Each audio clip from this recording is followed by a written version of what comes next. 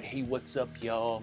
So recently we had a emergency preparedness class and it was freaking awesome. It was everything that I would have wanted to learn or know if I was going to something like this. I've been through my share of survival and emergency preparedness classes. I've learned a lot from FEMA, ready.gov, I've read several books, and there's so much info out there. It's like, where do you begin? And I feel like just like everything we do in the SHT, we have boiled this down into something that's very simple, it's comprehensive, and yet it's very doable. And sometimes we'll get some questions from some people like, why the heck are you guys covering an emergency preparedness class when you're a nutritional therapy and lifestyle coaching business? I think it fits perfectly with what we're doing because what we're trying to do is give our people some self-reliance and some confidence. So in the beginning, when I first started practicing, all I did was teach nutrition. Then I understood and learned how important sleep was to the whole deal. So I started teaching sleep. And then I learned how important meditation and mindfulness was. So I started teaching that. And as time goes on, I just continue to add what I feel like would be extremely beneficial for the people that we work with and things that contribute to self-reliance and freedom. You think about when you learn to eat from us and you learn how to nurture metabolic flexibility and eat for nutrients, there's a huge sense of confidence and freedom that comes from that. You're not ruled by food anymore. You experience all the benefits that you're looking for from a real food way of eating. It simplifies your life. And the same thing happens when you learn through each one of our foundations. And so with emergency preparedness, what we want is to give our people confidence knowing that they have some idea of what to do in an emergency situation. Because the reality is that how many of you know if I said, hey, you need to go grab your birth certificate and social security card? How many of y'all know exactly where that is? Some of you may have it in place somewhere. Some of it may be buried somewhere and you're not sure where it is. What if you had to have some financial information like account numbers and routing numbers and institution numbers and insurance policy information, but you did not have access to the internet? Imagine you had to leave your home, or imagine you couldn't go home and access any of that stuff. What would you do? How would you start your life over? I think this is such practical, useful information. So what I'd like to cover today is our framework for emergency preparedness. I'm not going to give you all the goods, because to get all the goods, you got to join our community at community.superhumantransformation.com. But what I'll give you today is going to give you the framework to get you thinking about different things you can do in these different areas. So the first thing we talked about was, why this talk? You never know. Like, you never know what's going to happen. I'm sure most of us have been in a situation where the power went out for several days or there was some flooding or something like that. I would consider that, I mean, it's pretty major, but it's not the worst that could possibly happen. There's an unlimited number of different things that could happen in your specific area. And so just being generally prepared for anything is going to give you confidence knowing that if something happened, you could start your life over, or you could at least survive temporarily outside your home or outside your neighborhood or something along those lines.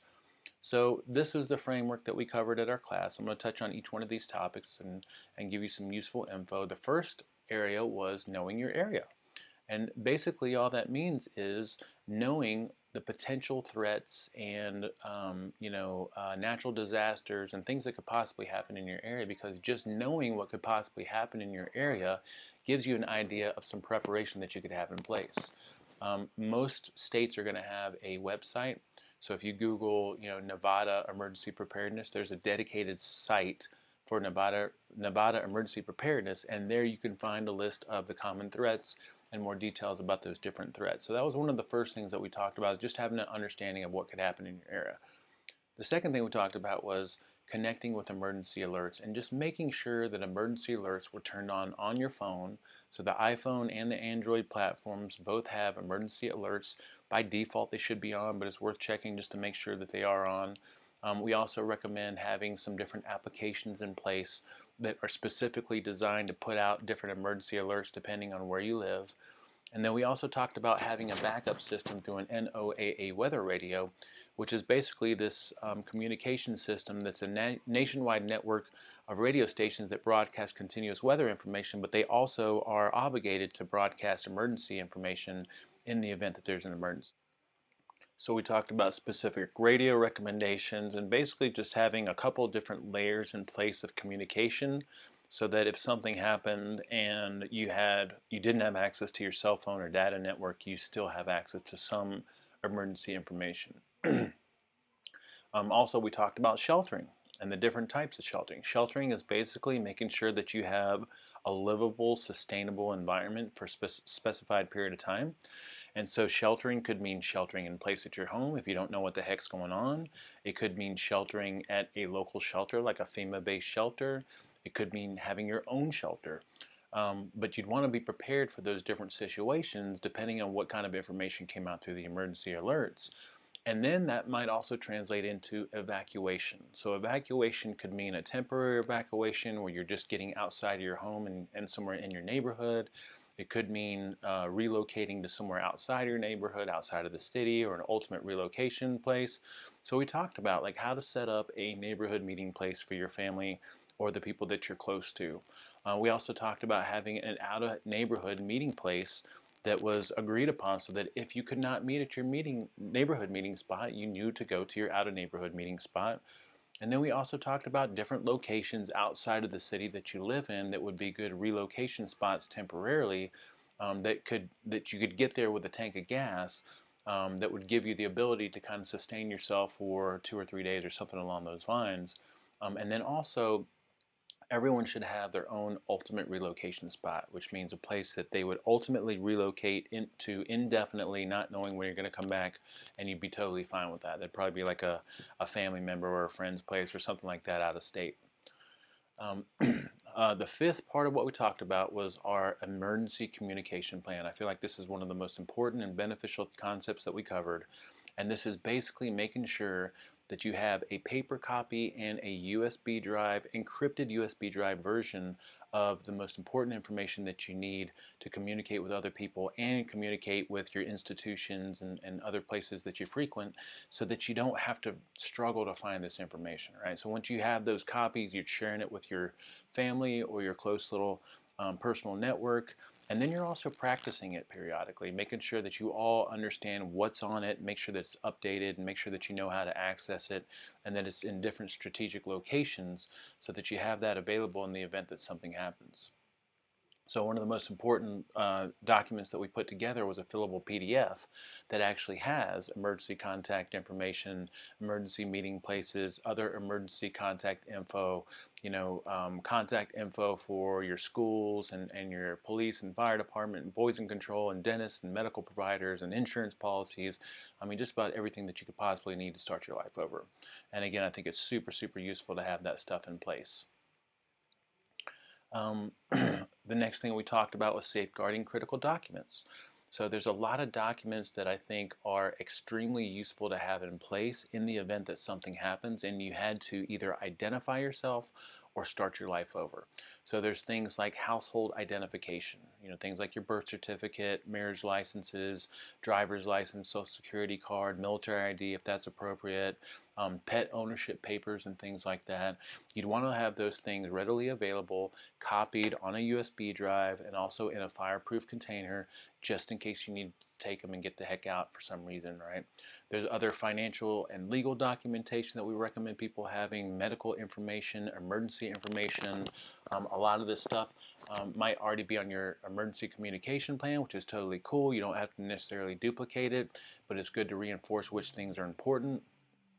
And then we always recommend that you have copies of these on an encrypted hard drive or in a printed document bag that is fireproof and also waterproof. And we make some specific recommendations for which of those things to get. The final thing we talked about, which is probably the most exciting, was our emergency preparedness bags, kind of like a system. So it's like basically having all these different things in place so that depending on where you are, you can always deal with whatever emergency comes up. So we have a WTFU bag, which is basically designed to grab, you keep it at the home near your bed, and you grab it and you have this emergency and you have to get out of the house really fast. You don't have time to grab anything else except the people you care about.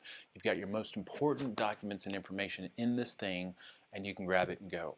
I'm just imagining something like a house being on fire, or there's like something that happening in the neighborhood that's so urgent that you have to get out of the house really, really fast, okay? Your EDC would be an everyday carry bag, and this would be something that you keep with you the majority of the time. It's got your 10 essentials, it's got 12 hours worth of food, and some water. So an AEC bag is something that if you have it on you, like you can get by for a little bit, right? A get home bag would be something that you store in your office or your vehicle, and this is something that's designed to sustain you for about 24 hours and designed to get you back to your home in the event that you're separated from your home for whatever reason and you're kind of struggling to get back, and you just know that you could survive for a little bit. It's got some additional things to the EDC bag, like some clothing and a little sleep kit. So, and then finally we have our bug out bag. This is something that you keep at your house. This is something that you have available in the event that you have to evacuate, but you have enough time to grab this stuff. It's something that you can carry on your back and in your hands. It's got about 3 days plus worth of supplies. It's got, you know, not everything in your home, but enough to sustain yourself indefinitely or until you can get more supplies. And it's super, super useful to have in place because you feel so freaking confident knowing that if something happened, you could grab this stuff and get the heck out of the home and do pretty fine on your own. So, all right, so that was our emergency preparedness class. It was freaking awesome. Again, super comprehensive. The one that's in our community, SuperHumans United, has PDFs, checklists, fillable PDFs for your convenience, and I feel like it's everything that we need to know to give us the confidence that we could survive in any emergency situation. I definitely feel very, very confident if something happened, like I'd be good to go. Now, if you're not connected with us already, I would highly recommend subscribing to our newsletter at superhumantransformation.com. That way you get updates about all our different classes and courses. A lot of stuff we offer for free initially, but then the recorded version we put inside of our community. Now, I've talked about our community SuperHumans United at community.superhumantransformation.com. This place is an awesome place. If you're not part of it, then you need to get there. All right, this is what we're doing there. There is a tremendous joy in being a part of something bigger than yourself. And there is a tremendous joy in working towards a common goal with other people. And there's tremendous personal satisfaction and accomplishment in building skills and getting better, especially with other people. And there's a tremendous sense of comfort that comes from being able to be vulnerable and navigate challenges with other people. This is exactly what we do inside SuperHumans United. We don't just have our courses. We don't just have a lot of useful information. We have the support of a community of people, and it's a freaking awesome place. We absolutely love it. Just getting in there and seeing what we have available as far as courses will blow your mind. Every month we have a monthly theme. Within that monthly theme, we usually have a seminar or two, and those seminars get recorded and put into the community as courses. Once they're in the courses, then you have the ability to watch and listen to and access all the different resources anytime you want. We do new member highlights usually once every Tuesday. And then our recipe index is freaking amazing, and it keeps getting bigger and it keeps growing. There's so many different recipes in there, it's ridiculous. But the great thing is that we have conversations around all this stuff. We have conversations around the recipes, around the courses. We have people posting inspiration and motivation, wins and successes and challenges. And then at least a couple times a week we usually do question and poll to get people talking to each other so that we can get to know each other and build this community a little bit better. As time goes on, the bigger it gets, the better it gets, and it's just awesome. So we'd highly encourage that you guys join us there, okay? If you got any questions, comments, or feedback, please shoot them our way. We will talk to you guys soon.